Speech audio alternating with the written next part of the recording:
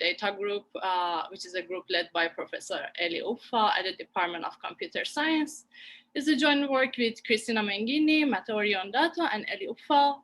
And some of this work has got accepted to be presented at Wisdom. Some of them is still under review. And some of the slides that I'm using now are what Cristina made for our Wisdom presentation. So I thank her. Okay. Oops. So today I'm going to talk a lot about filter bubbles. First, I will motivate the talk by talking how the discussion of filter bubbles in the web started. And then I convince you that we need to have a different way of mathematically modeling filter bubble. Then I will present the mathematical modeling of the filter bubble. And then I will show you some algorithmic results that focus on mitigating bias on networks that come from recommender system or recommender systems or information networks. Okay, so right now we all know what a filter bubble is, but actually the discussion started around a decade ago by a lot of internet activists, the main one being Eli Pariser. So he wrote a book on filter bubble, which became the New York Times bestseller, and he also gave a lot of talks on TED Talks. Mark Zuckerberg, a journalist, was asking him a question about the news feed. And the journalist was asking him, why is this so important? And Zuckerberg said, a squirrel dying in your front yard may be more relevant to your interests right now than people dying in Africa. And I want to talk about what a web based on that idea of relevance might look like. So when I was growing up in a really rural area in Maine, the internet meant something very different to me. It meant a connection to the world. It meant something that would connect us all together. And I was sure that it was going to be great for democracy and for... So what Eli Pariser and other internet activists did actually was very important because it raised concern among computer scientists to fix this problem with the web. So a lot of researchers started thinking about how we can mathematically model filter bubbles and what are the solutions that we want to come up with. I have listed some of this work here, but you also saw some other works in the first session of this seminar today. Most of this work concentrates on the following modeling, which is in which the vertices of a graph are users and the edges show the relationship between these users. So for example, edges can represent friendships in Facebook, or if we talk about Twitter, it can be following or retweeting another person. So if you look at what sociologists or internet activists have framed the filter bubble, you will see that there are two different perspectives in which they formulate the problem. The first one is the existence of echo chambers, and the second one is the epistemic bubbles. So an echo chamber, what does an echo chamber mean? An echo chamber means that your friends magnify the importance of the content that is consistent with your prior belief. In other words, I have friends which agree with me, and even if there is content that is in disagreement with my prior belief, because my friends magnify what is in agreement with me, I just listen to them. The epistemic bubble is something else. Epistemic bubble says that the topics that are not aligned with your prior beliefs are far from your reach. And these two effects together define filter bubble as sociologists or internet activists have been talking about them. But unfortunately, most of the work that has been done in the computer science research just concentrates on modeling echo chambers, and there's little work to formulate epistemic bubbles. So now epistemic bubbles are very important because, as you just saw in the previous talk, there is a lot of polarity in Wikipedia, or in YouTube, there is evidence that recommendation graphs of YouTube can make users more radicalized when they navigate the recommendation system of YouTube.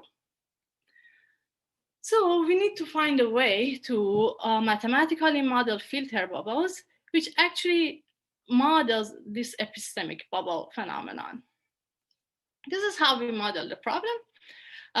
We assume that the graph we are analyzing, the vertex set is the set of all the pages, and the hyperlinks and the edges represent the hyperlinks. Basically, there is an edge from one page to another if there's a hyperlink on that page connecting it to the other page. Now, since we are looking at a polarized topic, we assume that the vertices are either red or blue. Now, as I talked about before, we want to be able to also navigate, model the user behavior, and the users are navigating this network. So to this end, we use bounded random walks. So we assume that all the users there's some upper bound that we know, and this is an upper bound on the exploration session of users. And a bounded random walk is simply a random walk that takes 2 steps and then it stops. Now, using bounded random walks, I want to be able to quantify polarity of each page. So now, what do I mean by this polarity? Well, I want to be able to identify which pages or vertices are closely surrounded by the vertices of the opposite color and which vertices are not. And remember that our measure is bounded random walks. So if you want to remember one slide from this whole talk, it should be this one, in which we introduce the bubble radius, which is basically the expected time a bounded random walk takes to reach the opposite color. So in this example, the upper bound is 4, and we are looking at the expected value of the number of steps that we take to reach the opposite color. So this is, if you are familiar with random walk terminology, this is known as the hitting time. We are just adopting the definition of hitting time to bounded random walks. So now I want to tell you how we use this new notion of filter bubbles or bubble radius to analyze bias in information graphs and recommender systems. First, I want to tell you why these two applications are very different. Consider, for example, 2 different instances of them. For example, consider YouTube, which is a recommendation system, and Wikipedia, which is an information network. So recommender systems, since they are like more present in our everyday life, and since they have been a lot more criticized in the past decade, they already have come up with some diversity measures. What do I mean by that?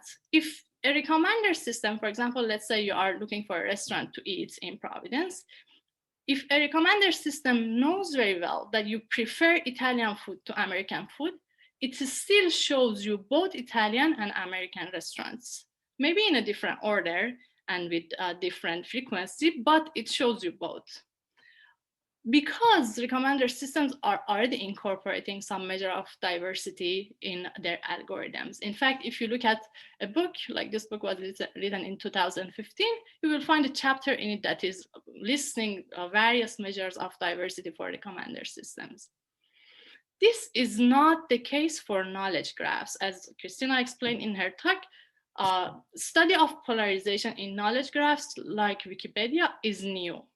So if I look at this measure that I just defined, bubble radius, in 2 different networks, I will observe 2 different things. I will see that the bubble radius for recommender systems is lower than what you see in information networks.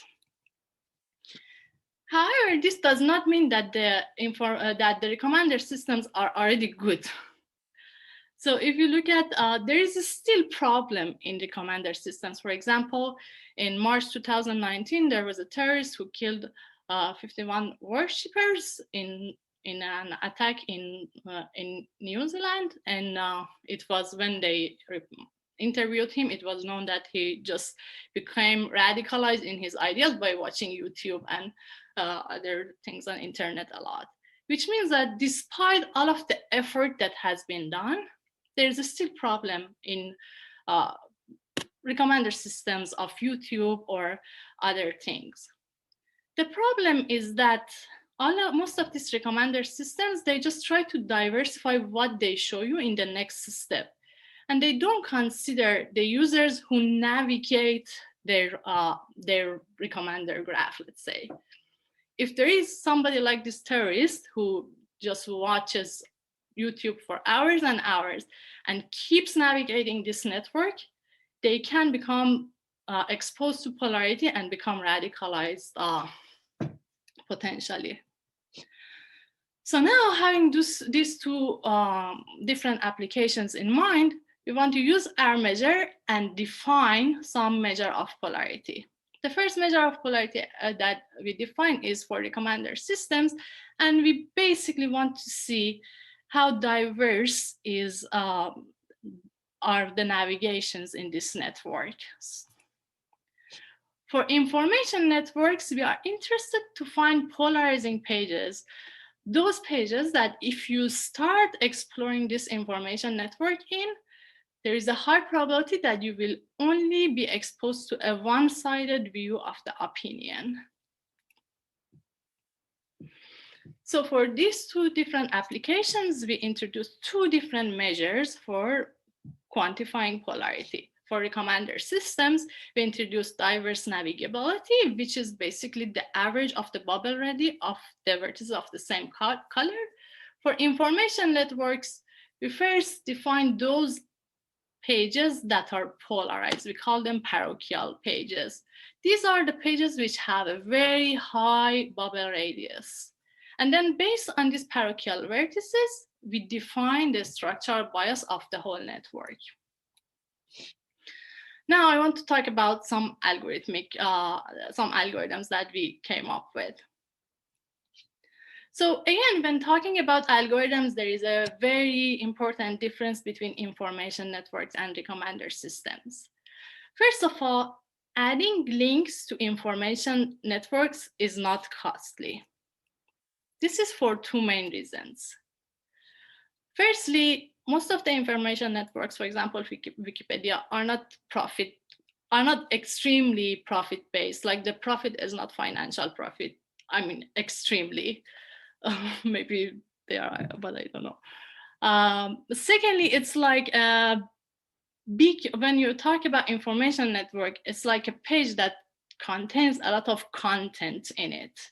So just adding a hyperlink to the page does not cost you a lot. For example, one can read this page about Cairo Program of Action. This is about abortion rights. And they may think if I just put a hyperlink on this particular place, it will make this page less polarized. And just hyperlinking this particular sentence does not have a lot of cost for the web administrator. This is not the case for recommender systems. Recommender systems are highly profit-based. They want to show you something that you potentially buy. So it is, and the second feature that they have is that the set of related items to an item is fixed. If you're trying to buy a shoe and the recommender systems is showing you a book, that's not relevant. So link insertion is not a very feasible strategy for recommender systems. So I first show you how we formulate this problem for information networks by inserting links to the graph. So the first problem that we consider is how to get rid of all of these parochial nodes. And we show that this is computationally hard even to approximate.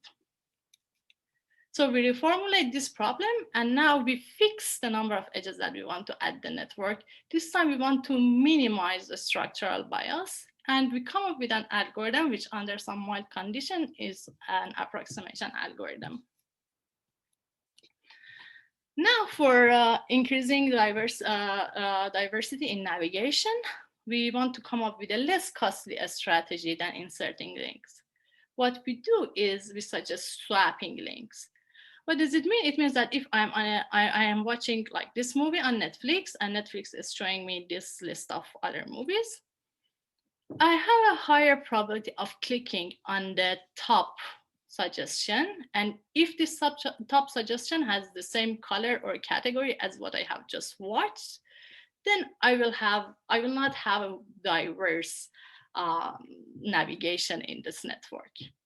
However, by swapping these suggested movies, I will increase the probability of having a more diverse navigation.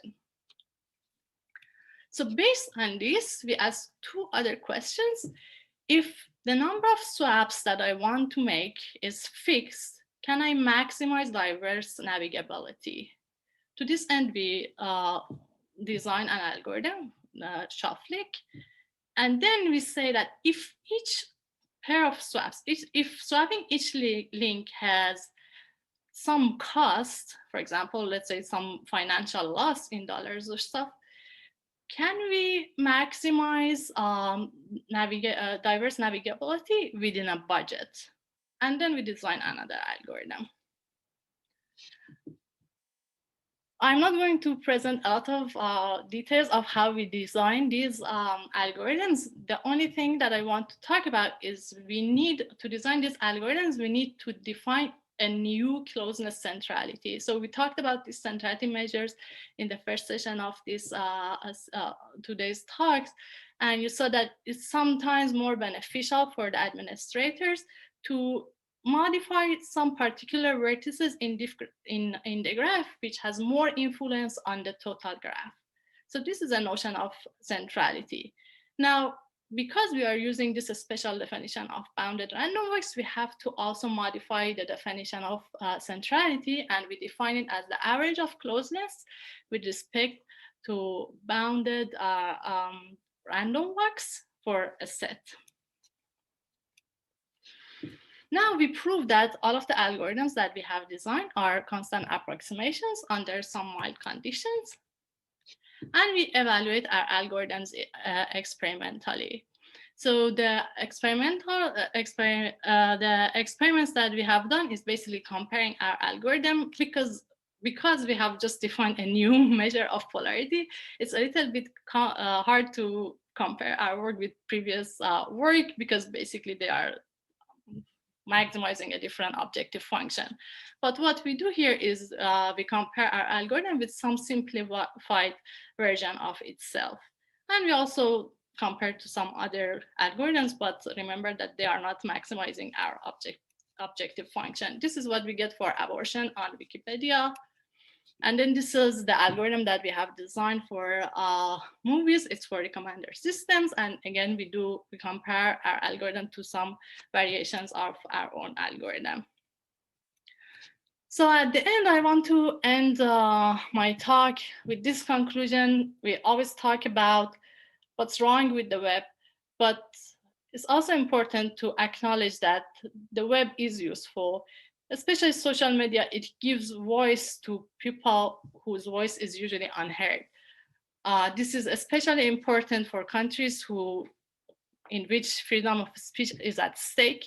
So it is important that internet activists, sociologists, political scientists sit together and come up with a solution in which we make the web a better place. Thank you.